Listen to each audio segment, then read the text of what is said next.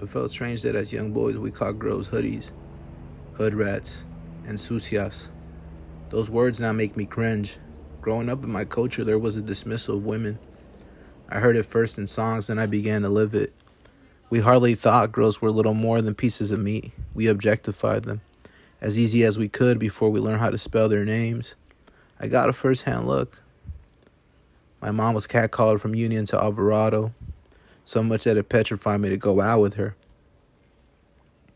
When I was a little older, it really scared the shit out of me because we might have to fight grown men. Bruise-black rings of dirt caked around their necks, garage oil spilled across their pants, wife beaters and sweat across their foreheads. Those men hurled every horrible slang they had ever heard about women from the shade of awnings along 6th Street. That shit makes you all grow up.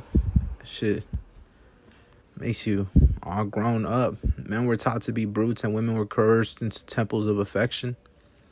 I saw firsthand the glorification of womanizers. On the second floor of Via Mariposa, homie used to bring in girl after girl. He even had Sunny over a couple times. Sunny, and she was beautiful. I don't quite remember where she was from. She used to take care of us at the after school program we went to. We would just stare down at the apartment door and laugh. Laughing, if we were lucky, it would, one day be us parading women in and out of our homes. There was something depraved inside of him. Little by little, it was planted in each and every one of us. Something lacking in our hearts. We were twisted and split open by stories. We were growing boys, growing horny. The homeless dudes at the tennis courts, remember when we stomped them out? All we could do was chuckle. We thought, wow, these guys are... Even then, it made no sense. Two acquaintances were reminiscing about their depravity. The generation before ours throwing down at Belmont High School, stabbing people, and fucking girls at the back of the Echo Park Library. That all sounds like myth. It all sounds like so long ago. He was in jail because he killed a fake at the tunnel. That tunnel now that connects Temple Street and the street that goes to where that skate park. There's a little skate park now there. Well, people we see get killed there.